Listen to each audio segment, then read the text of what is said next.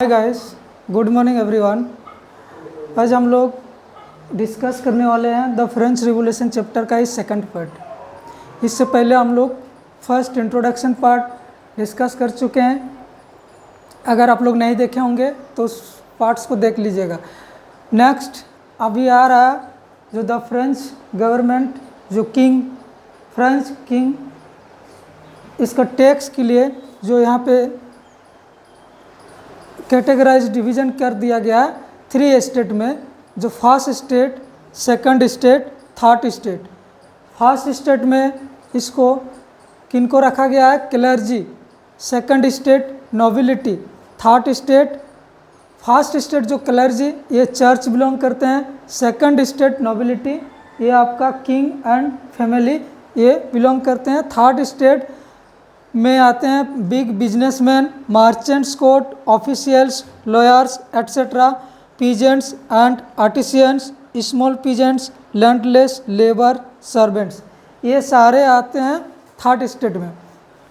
यहाँ पे एक सबसे बड़ा फैक्ट है, एक तो किंग का ट्रेजरी एम्प्टी था और उनका टैक्स का भी ज़रूरत था। बट यहाँ पर क्या कंडीशन हो रहा था? यहाँ पे क्लर्जी ग्रुप जो चर्च से बिलोंग करते थे, इन लोग नो टैक्स पे, इन लोग कोई टैक्स पे नहीं करते थे, इन लोग एंजॉय करते थे। इन लोग भी नोबिलिटी, इन लोग भी नो टैक्स पे पार्टी थे, इन लोग भी एंजॉय करते थे। थर्ड स्टेट लोग, ओनली थर्ड स्टेट लोग यहाँ पे टैक्स पे करते थे, ओनली थर्ड स्टेट। और थर्ड स्टेट से किन लोग बिलोंग करते थे? Businessman, merchants, officials, lawyers, peasants and artisans, small peasants, landless, labour, servants. यहाँ भी 2 ग्रुप में डिवीज़न कर हो गया था। यहाँ पे एक दो रिच पीजेंट्स, एक पुअर पीजेंट्स। तो रिच पीजेंट्स, पुअर पीजेंट्स, यहाँ पे ऐसा नहीं है। इन लोग जो टैक्स पे कर रहे थे, इन लोगों का पास 90% तो टैक्स पे कर रहे थे, लेकिन यहाँ पे इन लोगों के पास लैंडलेस थे। 60% लैंड किसके पास थे? 60% लैंड क्लर्जी एंड नोबिलिटी के पास था, बाकी लैंड इन लोगों के पास था। और इन लोगों के पास एक तो लैंड नहीं है, उल्टा इन लोगों को ज़्यादा टैक्स पे करना पड़ता था। समझ में? एक तो लैंडलेस लेबर है इन लोग, उल्टा इन लोग 2 डिवीज़न में यहाँ बटा हुआ है, एक तो रिच पीपल्स, एक poor peasants. Rich peasants, poor peasants.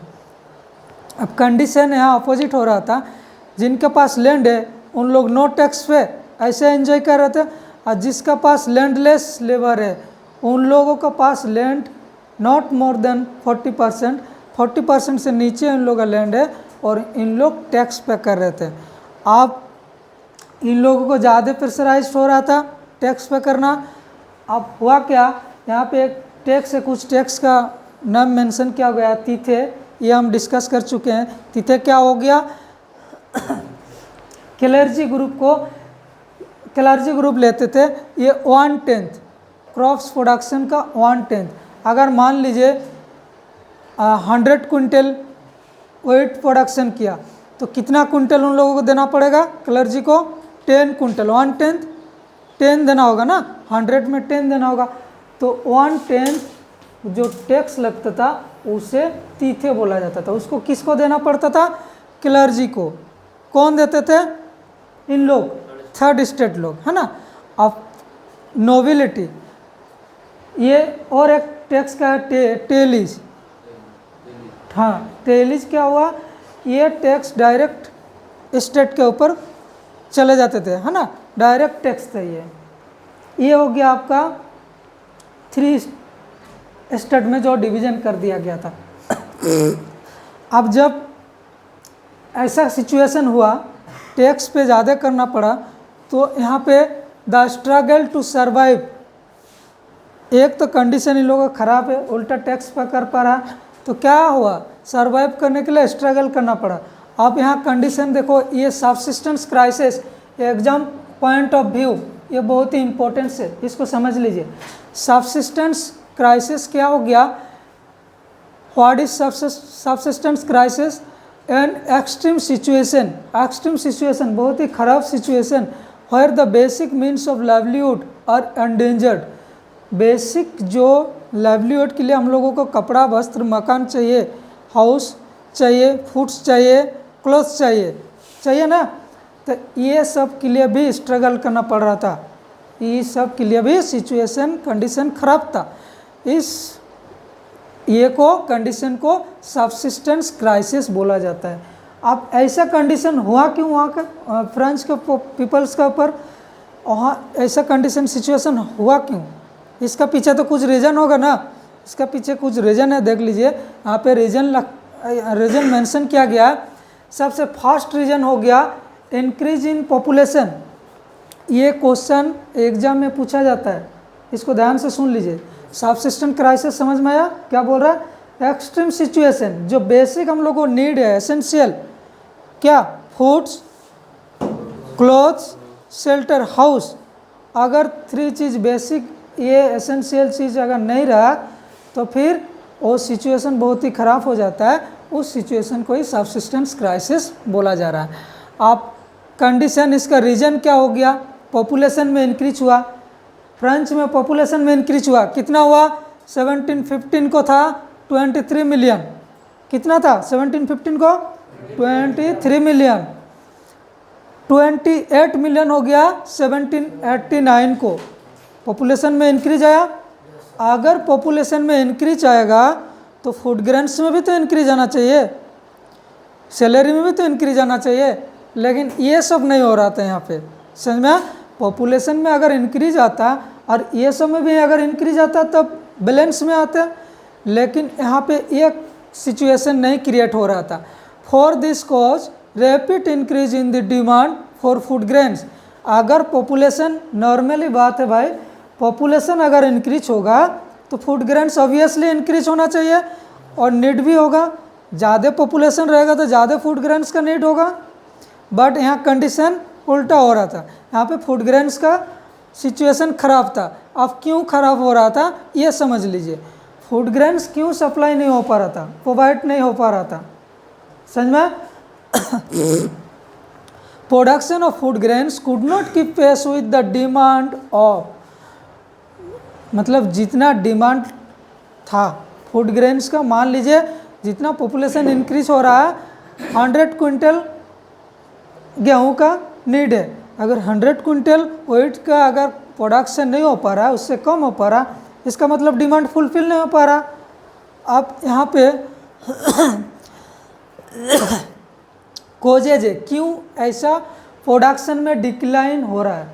Production में डिक्लाइन होने का पीछे भी तो कुछ कारण होगा ना। तो यहाँ पे देखिए क्या रीज़न दिया गया है। Due to natural calamities. Natural calamity जानते हैं, नेचुरल हाइजर्ड्स। समझ में? नेचुरल क्लैमिटीज क्या क्या हो रहे थे यहाँ पे? हेल और ड्रॉट। हेल होने से भी आपका प्रोडक्शन मार खाएगा। जो भी क्रॉप्स प्रोडक्शन कर रहे हैं, अगर हेल हुआ तो उसके वजह से उस क्रॉप्स को डिस्ट्रॉय कर देता है। अगर मान लीजिए ड्रॉट हुआ, पानी का अभाव हुआ, तो क्या होगा? पानी का अभाव होने से आप लोग जानते हैं होंगे, क्रॉप्स प्रोडक्शन नहीं हो पाएगा। पानी नहीं तो क्रॉप्स प्रोडक्शन नहीं होगा। तो decline production due to natural calamities, ये सब का वजह से प्रोडक्शन में डिक्लाइन हो रहा था। नेक्स्ट क्या हुआ? इसका वजह से रिड्यूस्ड द हार्वेस्ट। अगर प्रोडक्शन ही नहीं हो पाएगा, रिड्यूस्ड द हार्वेस्ट, इसका यह सब कारण से जब प्रोडक्शन नहीं हो पा रहा था तो धीरे धीरे क्या हो रहा था? ग्रेजुअली हार्वेस्ट रिड्यूस्ड हो रहा था। अब रिड्यूस्ड हो रहा था तो भाई फूड ग्रेन्स कहाँ पे मिलेगा? फूड ग्रेन्स का तो बहुत सिचुएशन ख़राब हो गया। नेक्स्ट क्या हुआ वहाँ पे? The price of bread. ये जो ब्रेड है वहाँ का एक एसेंशियल फूड है, कॉमन फूड है। The bread which was the staple diet of the majority, मतलब ज़्यादातर व्यक्ति इसको लेते थे स्टेपल डाइट के बेस पे, है ना। ब्रेड को माना जाता था वहाँ पे रोज रैपिडली। जो ब्रेड है उसका प्राइस क्या हो रहा था? रैपिडली इंक्रीज हो रहा था, है ना। अब ब्रेड का जब रैपिडली इंक्रीज होगा प्राइस, तो उसको खरीदने के लिए पैसा चाहिए, उस व्यक्ति के पास पैसा चाहिए। लेकिन वो अगर मान लीजिए जिस हिसाब से उसका प्राइस इंक्रीज हो रहा है, अगर मान लीजिए वहाँ पे कहीं पे वो काम कर रहे हैं, कहीं पे एम्प्लॉयड है, तो वहाँ पे अगर सैलरीज वहीं है, उसका सैलरीज नहीं बढ़ाया जा रहा, वेजेज वहीं है, तो वही कंडीशन यहाँ भी हुआ था। बोरा wages did not keep pace with the rise in price.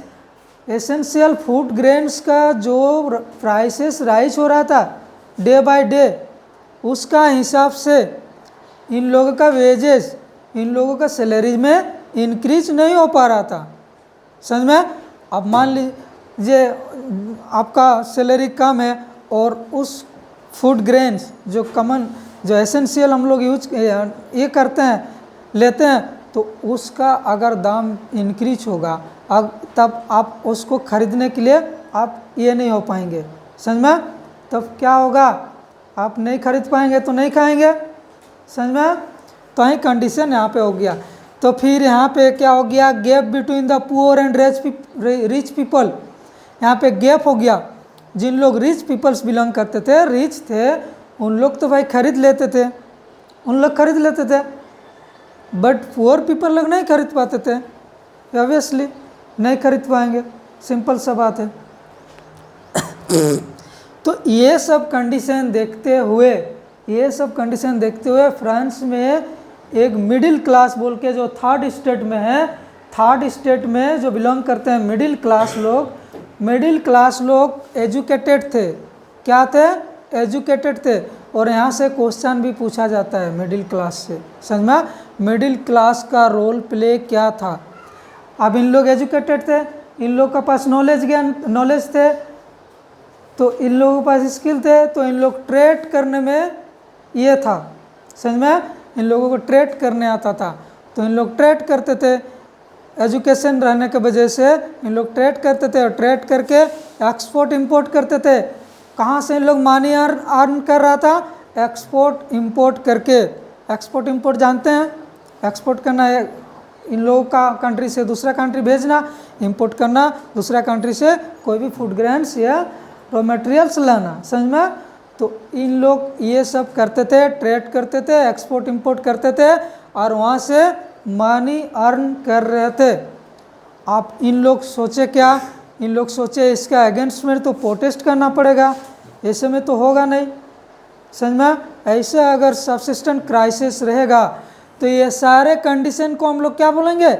सबसिस्टेंट crisis. जितना कंडीशन, जितना सिचुएशन घटा, ये सबसिस्टेंट क्राइसिस के अंडर में आ गया। समझ में? तो इन लोग मिडिल क्लास लोग क्या किए? प्रोटेस्ट किए अगेंस्ट एंड टू प्रिविलेजेस। ये भाई जो प्रिविलेज प्रिविलेज दे के रखे हैं ये सब व्यक्तियों को, क्लर्जी नोबिलिटी को, इसके अगेंस्ट में प्रोटेस्ट करने लगे। समझ में? प्रोटेस्ट करने लगे। तो फिर इन लोग किस में विश्वास कर रहे थे, किस में बिलीव कर रहे थे? No privileged by birth. ये बर्थ के बेसिस पे प्रिविलेज नहीं होना चाहिए बोल रहे। बर्थ के बेसिस पे प्रिविलेजेज नहीं होना चाहिए, यानी किंग का बेटा किंग बनेगा, किंग का बेटा किंग बनेगा, ऐसा नहीं होना चाहिए। समझ में? ये बर्थ के बेसिस पे प्रिविलेज को ख़त्म करना होगा। इसके अगेंस्ट में इन लोग प्रोटेस्ट करने लगा। आप हुआ क्या? इन लोग बोलने लगा नॉट मनी बेस। जिसके पास मानी है वहीं सब कुछ करेगा, वहीं खरीदेगा, सब कुछ करेगा, ऐसा नहीं होना चाहिए। मेरिट में होना चाहिए, मेरिट बेस होना चाहिए, जो भी हो। हाँ, जिसका जो मेरिट है उसका ऐसा जॉब मिलेगा, उसका ऐसा ये मिलेगा, उसको ऐसे ये होगा। मेरिट बेस जो भी आपका ये है, वो मेरिट बेस का इन लोग बात करने लगा। समझ में? आप हुआ क्या? ये मिडिल क्लास लोगों का जो प्रोटेस्ट करने का जो बात था, जो इशू था, इन लोग कुछ फिलोसोफर्स आ गए हैं। इन लोगों का सपोर्ट में कुछ फिलोसोफर्स आ गए हैं, और ये फिलोसोफर्स लोग क्या बोलने लगे? अकॉर्डिंग टू जॉन लॉक क्या बोल रहे हैं? देख लीजिए इसको, ये सब अच्छा से समझ लीजिएगा। जॉन लॉक क्या बोल रहे हैं? John Locke sought to refute to doctrine of the divine and absolute right to the monarch। ये बोल रहा है मोनार्क वाला ये नहीं चलेगा, मोनार्क वाला ये नहीं चलेगा, मोनार्की सिस्टम वाला। समझ में? ये डिफ्यूज करना है, ये सब सिस्टम नहीं चलेगा। जो राइट होगा वो बेस पे होना चाहिए, ये बोल रहा है ना, मेरिट बेस पे होना चाहिए। ये बात तो सही बोला। ये बुक्स का नाम है टू ट्रेटिस गवर्नमेंट। ये बुक्स में इन्होंने इसको पब्लिश कर दिया। ये टू ट्रेटिस गवर्नमेंट बुक्स किनका है? John Locke. Keep to remember your mind. Okay, next, according to Rousseau, ये बहुत फेमस व्यक्ति है भाई। हाँ, ये इसका बुक्स का पहले नाम देख लीजिए, द स्पिरिट ऑफ लॉ। ये क्वेश्चन वेरी वेरी इंपॉर्टेंट है। द स्पिरिट ऑफ लॉ किनका है? रूसो। ये बुक्स इन्होंने पब्लिश किए हैं। इन्होंने क्या बोल रहे हैं देखिए, according to Rousseau, carried the idea forward proposing a form of government based on a social contract between peoples and their representative. ये गवर्नमेंट फॉर्म करने बोल रहे हैं। ये किस चीज़ का बात कर रहे हैं? गवर्नमेंट फॉर्म करने का बात कर रहे हैं। और उसमें कौन कौन रहेगा गवर्नमेंट फॉर्म में? Peoples and their representatives. Peoples and their representatives. Representatives कौन होते हैं? MP MLA, जो हम लोग अभी MP MLA चूज कर रहे हैं।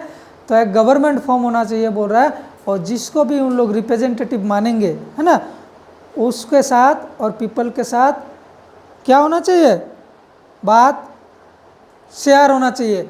इन लोग क्या डिमांड है और उन लोग क्या कर रहे हैं, दोनों का मैचिंग होना चाहिए, मैच होना चाहिए, तब जाके ये होगा। तो ये इसका बात किया। ये बोला डायरेक्ट किसके साथ किसका लिंक रहेगा? आपका पीपल्स का, और इन लोग जिस पीपल्स को रिप्रेजेंटेटिव के बेस पे चूज करेंगे, सिलेक्ट करेंगे, इलेक्टेड करेंगे, हैं। तो ये हो गया रूसो का बात। मोंटेस्क्यू आ गया। मोंटेस्क्यू सीधे से बोल दिया सेपरेशन ऑफ पावर। उससे अच्छा तो पावर को सेपरेशन ही कर दीजिए, इसमें भी कुछ घपला हो सकता है। दो व्यक्तियों के बीच में अगर पावर रहेगा तो बोल रहे पावर को सेपरेशन कर दिए। उस सेपरेशन मतलब पावर को डिवाइडेड कर दीजिए, बांट दीजिए। आप ये हम लोग इससे पहले भी ये हम लोग पढ़ चुके हैं, समझ में आया सिविक्स में। पावर ऑफ सेपरेशन क्या हो गया? सेपरेशन ऑफ पावर, किसका किसके बीच में पावर को सेपरेशन कर देंगे? लेजिस्लेटिव, एग्जीक्यूटिव और जुडिशियरी। अब लेजिस्लेटिव के पास कौन सा पावर रहेगा भाई? Law making. इन लोग लॉ मेकर होते हैं। हम लोग लेजिस्लेटिव को किन को बोलते हैं? MLA MP को। इन लोग MLA लोग क्या करते हैं? स्टेट लेवल का लॉ मेकिंग करते हैं। MPs लोग क्या करते हैं? लोकसभा और राज्यसभा का MP सब क्या करते हैं? सेंट्रल लेवल का लॉ मेकिंग करते हैं। लॉ मेकिंग, इन लोगों का काम हुआ लॉ मेकिंग। समझ में आ गया? जो भी लॉ मेकिंग करेंगे वो सिटीजनशिप को मानना पड़ेगा। समझ में? अब लॉ मेकिंग इन लोगों का काम हो गया। अगर इन लोगों को लॉ मेकिंग को इम्प्लीमेंट्स कौन करता है? फील्ड में इम्प्लीमेंट्स कौन करता है? एग्जीक्यूटिव ऑफिसर लोग करते हैं। एग्जीक्यूटिव ऑफिसर लोग का हो गया एडमिनिस्ट्रेटिव ऑफिसर सब, IAS IPS, block level officer, CO BDO SDO SDM, IAS IPS सारे DM। समझ में? इन लोग क्या करेगा? लेजिस्लेटिव लोग तो लॉ मेकिंग करके रख दिए, इसको इम्प्लीमेंट सही तरीके से यहाँ फील्ड में करेगा एग्जीक्यूटिव ऑफिसर। अगर एग्जीक्यूटिव ऑफिसर को भी गाइडेंस करने के लिए कौन रहेगा? जुडिशियरी। दोनों को, लेजिस्लेटिव एंड एग्जीक्यूटिव, दोनों को गाइडेंस करने के लिए कौन रहेगा? Judiciary system. हो सके इन लोग भी करप्टेड में इन्वॉल्व हो जाए, तो इसको ठीक करने के लिए कौन है? Judiciary system. और जुडिशियरी सिस्टम को हम लोग सुप्रीम मानते हैं। अब जुडिशियरी सिस्टम का भी डिवीज़न है, ये हम लोग पढ़ चुके हैं। कोर्ट का भी डिवीज़न है ना, sub divisional court, district court, उसके बाद high court, supreme court. Supreme court को सुप्रीम माना जाता है। तो ये सब जुडिशियरी का काम हो गया। ये सब ठीक ठाक चल रहा है कि नहीं, इसको नहीं दिलाना, समझ में? और अगर कोई करप्टेड में इन्वॉल्व हो गया तो वहीं से जुडिशियरी सिस्टम से इन लोगों का ये होगा, हाँ, फाइनल डिसीजन। समझ में? ये जो पावर सेपरेशन करने का मोंटेस्क्यू बात करें, ये बेटर है। तीनों ही अच्छा बात किए हैं। तो इसमें क्या होगा? इसमें और ज़्यादा कुछ ये नहीं होगा, इसमें ठीक ठाक चल पाएगा। समझ में? ये फिलोसोफर्स लोग ये सब बोलने लगा, तो ये सब बात पब्लिश होने लगा यहाँ वहाँ, सैलून में, आपका कॉफ़ी हाउस में। ये आप लोग NCERT में मेंशन किया गया है, कॉफ़ी हाउस है, सैलून्स, ये सब बात को क्या किया गया? पब्लिश किया गया न्यूज़पेपर में या फेस टू फेस। अगर मान लीजिए कोई न्यूज़पेपर पढ़ने नहीं आते हैं, उन लोग कान में सुन के इन लोग ये बात को समझने लगा, तो बाकी पर्सन भी, बाकी सिटीजन सब भी क्या सोचने लगे, उन लोग भी सोचने लगे ये इन लोग तो बात सही बोल रहे हैं, ऐसे ही होना चाहिए। समझ में? आप इन लोग बोलने लगा भाई इन लोगों को बात एक्सेप्ट किया जाए और इन लोगों को सपोर्ट किया जाए। अब नेक्स्ट हो जाएगा रिवोल्ट। अब जैसे ही इन लोगों को सपोर्ट कर दिया गया तो रिवोल्ट क्रिएट होगा। अब बहुत बड़ा रिवोल्ट क्रिएट होगा। नेक्स्ट स्टेप है हम लोग का रिवोल्ट, है ना। द फ्रेंच रिवोल्ट जो क्रिएट होगा वो हम लोग नेक्स्ट क्लास में डिस्कस करेंगे। Okay friends, I hope all समझ में आया होगा। नेक्स्ट क्लास में हम लोग बाकी यूनिट पढ़ेंगे। ठीक है, थैंक यू।